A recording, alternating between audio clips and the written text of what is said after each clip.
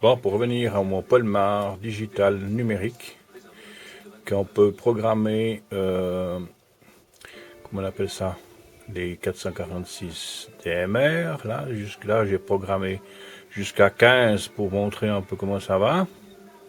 On est tout en numérique. Et le dernier canal, je l'ai mis le 430 1625 en analogique. Parce que si je le mets en digital, ça ne veut pas aller. Hein. Alors je l'ai mis en analogique. Ce qui fait que je peux scanner les analogiques et les numériques en même temps. Alors je peux mettre ce que je veux aux fréquences, aucun problème. Que ce soit fréquence radioamateur, que ce soit des fréquences autres, il n'y a aucun problème. Si je veux écouter un autre canal analogique, il suffit de modifier la fréquence ici et de l'envoyer dans le portable. Alors, sur ce je vais aller sur le canal 1 ici en numérique. Mon appareil il est en train de scanner là-bas. Alors je cause avec un autre appareil, comme il est en train de scanner. 1, 2, 1, 2, 3, voilà. Là c'est en numérique. Et puis maintenant, je vais le laisser finir de scanner. Et puis je vais prendre l'analogique. Un autre appareil analogique. Le temps qu'il réagisse. 1, 2, 3, voilà. Là je suis en analogique. 1, 2, 3, voilà. Ce qui fait que maintenant, je peux scanner analogique et numérique en même temps. Voilà.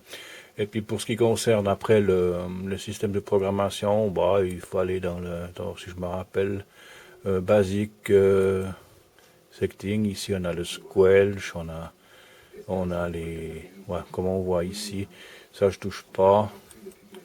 Après ici, alors les touches des appareils, voilà.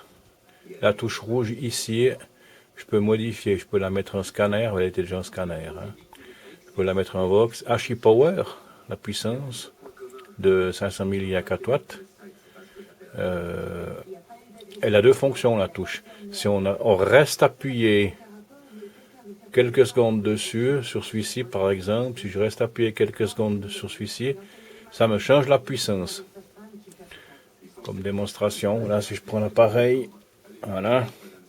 C'est la touche du bas, là. Je sais pas si on en voit très bien. Moi, c'est tout noir sur noir. On voit pas grand-chose. Hein. Mais la touche du bas, là, j'enlève le scanner. La touche du bas, si je reste appuyé.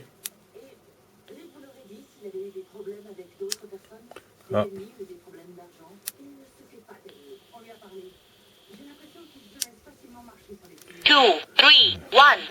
Ah, elle n'a pas été réglée sur cette version. Elle reste en 500 milli. Alors, celle-ci, c'est la touche du bas. Je vais la mettre sur puissance. Voilà. Ça n'a pas été modifié. Je referme le truc et puis je vais y renvoyer ça dans l'appareil. Voilà. Ça, c'est la lampe qui se casse la gueule. Alors, je renvoie les données de dernière modification dans le TX. Ah, puis maintenant, il n'a pas pris l'identification. Quel honneur. L'appareil est allumé pourtant. Il y a toujours quelque chose qui ne va pas. Pourquoi il n'a pas voulu rentrer là? Voilà, maintenant, il ne veut pas aller, cet imbécile. Ah, mais la prise, elle n'était pas mise comme il faut. Ah, on va finir par y arriver. Alors, je renvoie la dernière modif dans la radio. Voilà. La prise n'était pas au fond. J'ai modifié qu'on puisse commuter la puissance en 500 milli ou en 4 watts. Voilà. J'attends que l'appareil s'éteigne dessus. Voilà.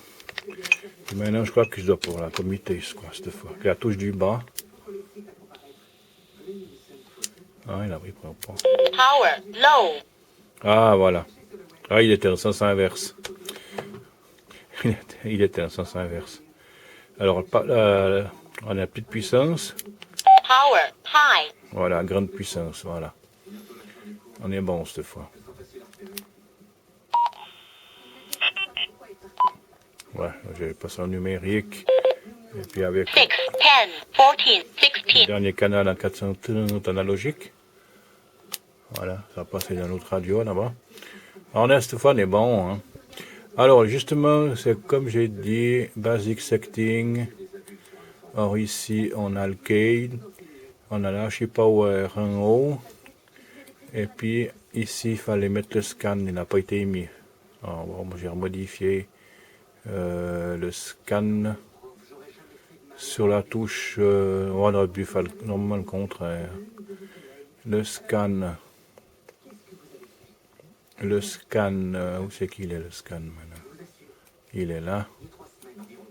Et puis ici, l'Archipower. Comme ça, quand on reste appuyé sur la radio, sur le bouton, quelques secondes, ça commute la puissance, et puis l'autre, il scanne. On va réessayer, hein, pour un coup. On va vraiment envoyer ça dans l'appareil. Voilà.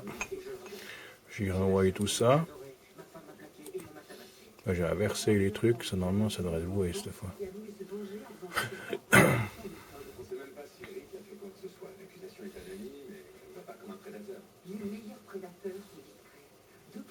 Voilà. Je vais attendre quelques secondes. Ah, voilà, je relève mon truc. Et maintenant, Power, low. voilà, petite puissance. Cette fois, il est juste mon bouton. Power, high. Et puis maintenant, si j'appuie une seconde sur le truc, voilà, il scanne. Alors, on est bon. Cette fois, il est juste.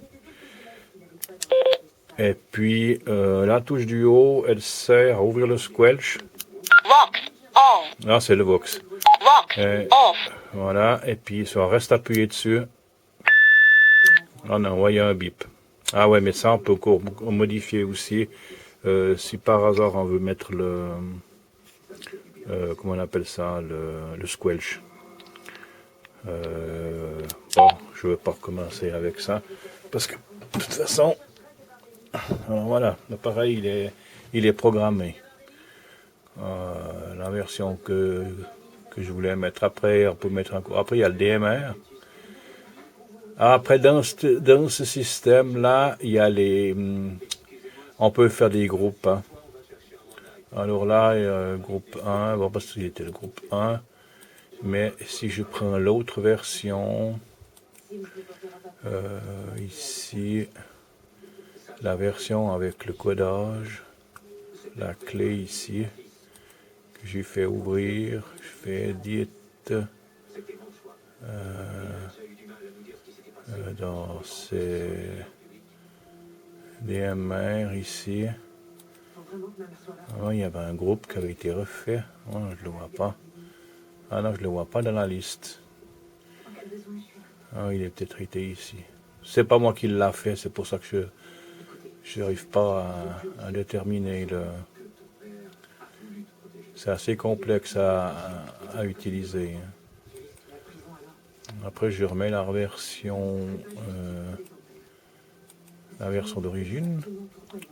Parce qu'après, on peut les mettre en mémoire, là, les fiches. Ici, c'est pour si c'est du VHF ou du UHF, comme là on est en UHF. Et puis l'autre ici, c'est pour prendre les données qui sont dans la radio.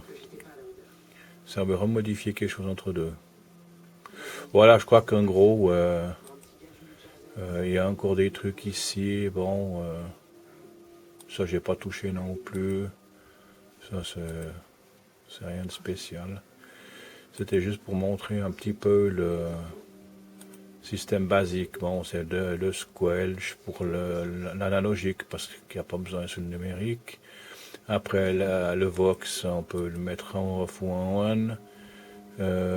Ici, c'est le Vox, c'est la sensibilité du Vox, le délai du Vox. Et puis après le reste, pas trop non plus. Hein. Ça non plus. Voilà, en quelque sorte, un petit peu le tour du système. Hein. Alors pour l'audio et le reste, la qualité, elle est assez bonne. Hein. Alors voilà, j'ai juste fait une petite démo. Rien de spécial. Ah ouais, parce qu'on peut mettre une clé de cryptage. Voilà, c'est ce que je cherchais. Sur le canal en plus du DMR. Alors, ce qui permet que ton cause. Ah ben je crois qu'il y en a un qui est crypté là, puis pas l'autre. Alors on va faire un essai. Ce que ça donne. Ici, je vais le mettre sur le canal. 9, 3, 4, Sur le canal 2. Parce que là, le canal 2, il est pas crypté sur celui-ci. Puis sur celui-ci, il est crypté. 2, Voilà. Maintenant, pourquoi il fonctionne pas? 1.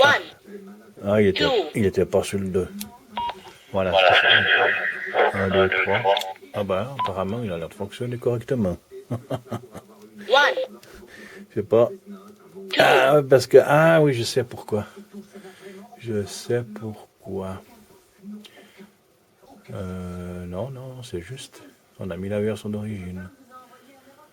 Non, je sais pas du tout pourquoi ça a fait ça. Normalement, il n'aurait pas dû faire ça. 3, Il n'avait pas mis sur le canal 3. 3, Ouais, c'est des fois un peu... Ah, c'est bon aussi. C'est bizarre parce que la clé elle était mise dans celui-ci, puis elle n'a pas été mise dans l'autre. Là, c'est bizarre de bizarre. Bref, ok, voilà, une petite démo. Une clé de cryptage, et je crois qu'on doit passer par là pour le faire. Alors, je sais pas exactement comment ça fonctionne, c'est pas moi qui l'avais fait, puis voilà. Ok. Je ne vais pas donner plus de détails là-dessus, c'est voilà. Alors, salutations en attendant.